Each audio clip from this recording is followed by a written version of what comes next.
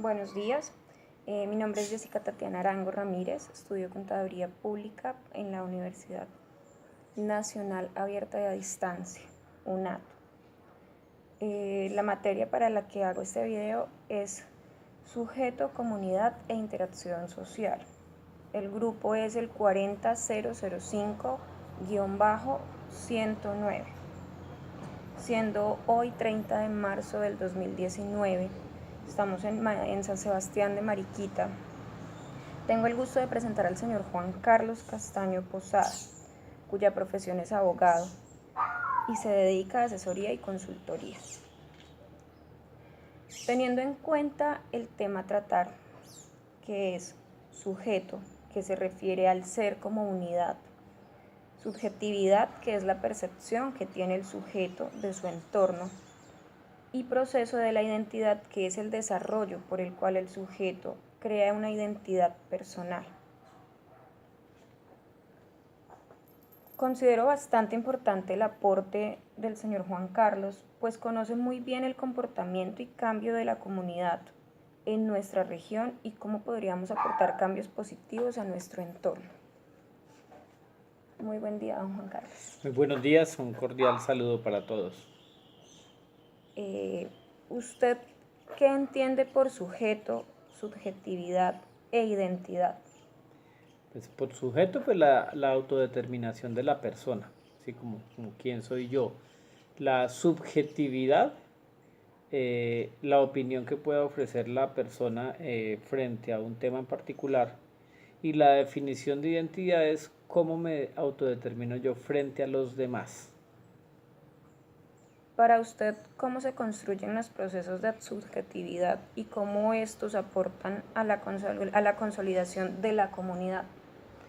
El proceso de construcción de identidad a partir de la subjetividad en comunidad, yo lo asumo como la definición de la imagen, del concepto como tal de comunidad, de las características propias de la comunidad y cómo se autodetermina en ese escenario, en ese contexto. Es lo que en sociología se llama la idiosincrasia, o sea, cuáles son los rasgos que a mí me definen como municipio, como barrio, como comunidad. Para usted, en su comunidad existen lugares que permitan construir y afianzar estos procesos de subjetividad y de consolidación de identidad. ¿Cuáles son y por qué considera que se llevan a cabo estos procesos en ellos? Pues por ejemplo, por citar un ejemplo, Mariquita. Cuando uno además como figura pública, cuando uno se hace la pregunta y qué es Mariquita, qué lo define, cuál es la identidad de Mariquita como colectivo social, esa definición de identidad tiene varios factores sociales, económicos, culturales, ambientales, sociales. Por ejemplo, el municipio de Mariquita es un municipio que tiene una historia profundísima, cargado de historia, que tuvo una expedición botánica de gran valor para el mundo, que tiene una economía basada en la agricultura, por un lado, en panela, aguacate, cacao, frutas. De otro lado, que tiene una economía fundamentada también en la vocación turística, que no ha sido desarrollada, y tiene también un proceso de identidad en torno a la cultura y la historia. Tienen aspectos distintivos como íconos. Por ejemplo, la ermita define la creencia religiosa de un pueblo a lo largo de los siglos. El mangostino, que es una fruta que le aplica a Mariquita un sello personal. Somos conocidos a nivel nacional como la capital frutera de Colombia, por ejemplo, lo que significa que somos un municipio con una producción importante y de gran variedad de frutas. Y pues en fin, es un municipio que se asienta en el norte del departamento del Tolima, con una influencia de las tribus indígenas bastante importante, y pues es un municipio que tiene una clase pujante, un pueblo, una población pujante, y hoy por hoy es un municipio que se incrusta como el gran polo de desarrollo regional. ¿Qué lugares de su entorno cercano le permiten a usted construir procesos de subjetividad y de identidad con su familia y en el trabajo? ¿Por qué? En el entorno, eh, lo reitero, por ejemplo la ermita, tiene un gran significado en el fervor religioso de la comunidad. Eh, el Cerro de la Cruz, bosque municipal, también define claramente la identidad de Mariquita.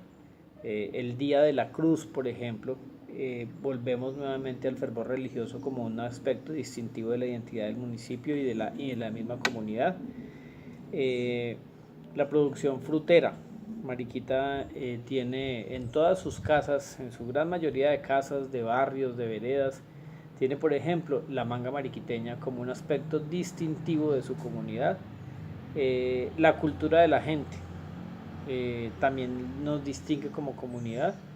Eh, la biodiversidad, Mariquita no ha aprovechado el tema de la biodiversidad, pero también nos distingue, somos un municipio rico en biodiversidad y eso nos distingue en la comunidad y también como municipio.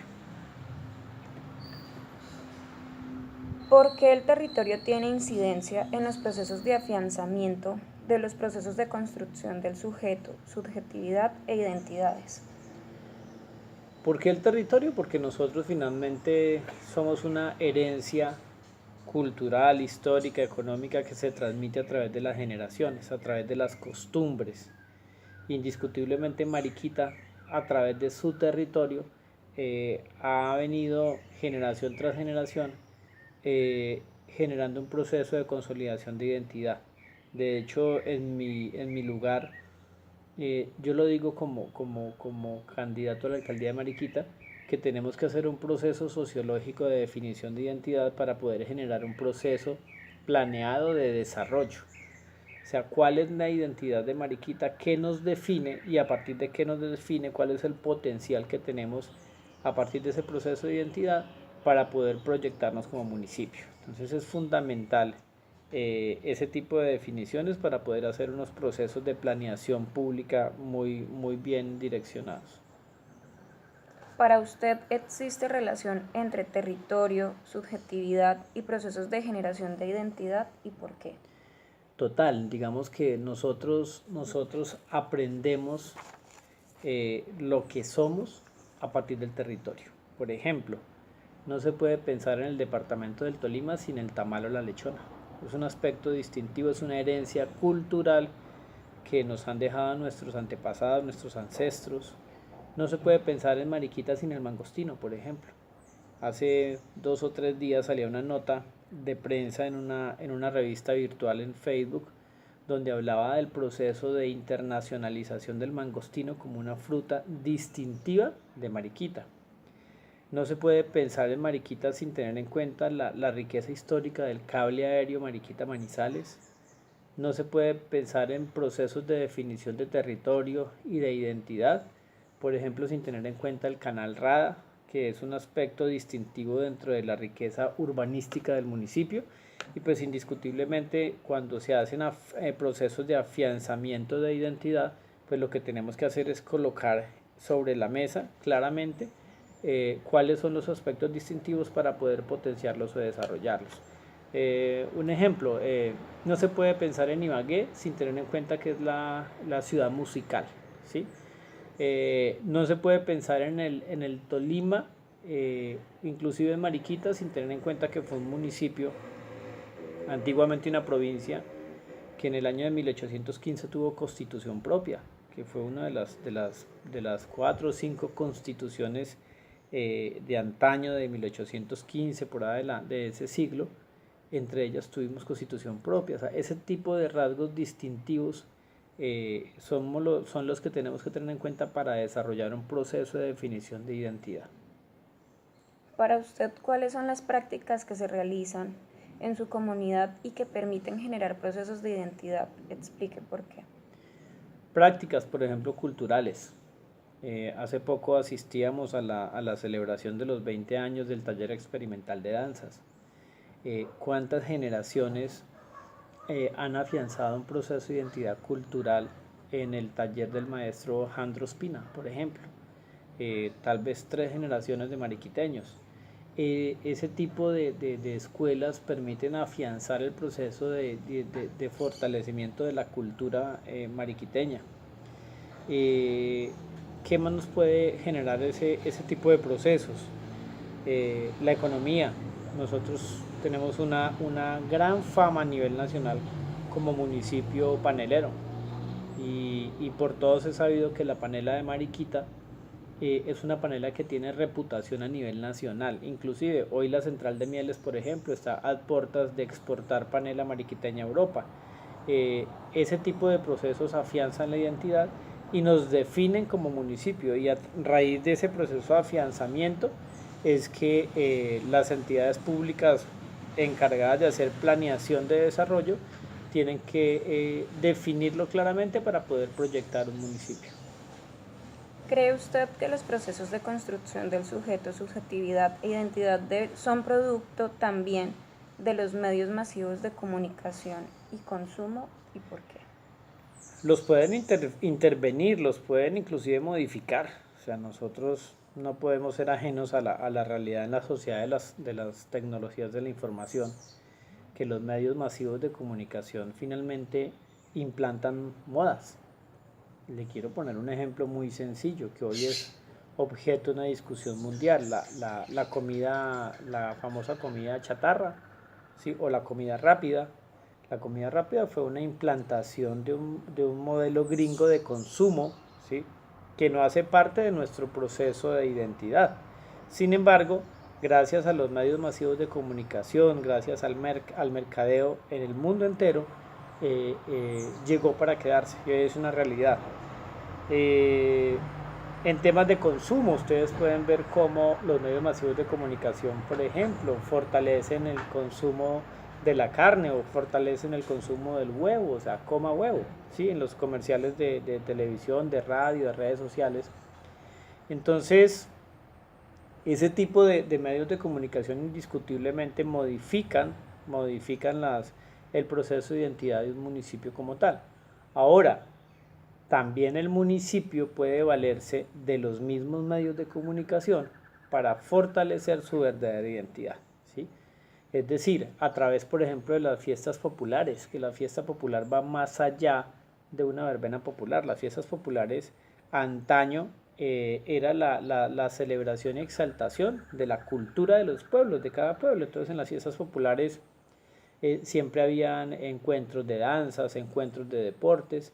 Es la exaltación de los bienes culturales, de las costumbres de los pueblos.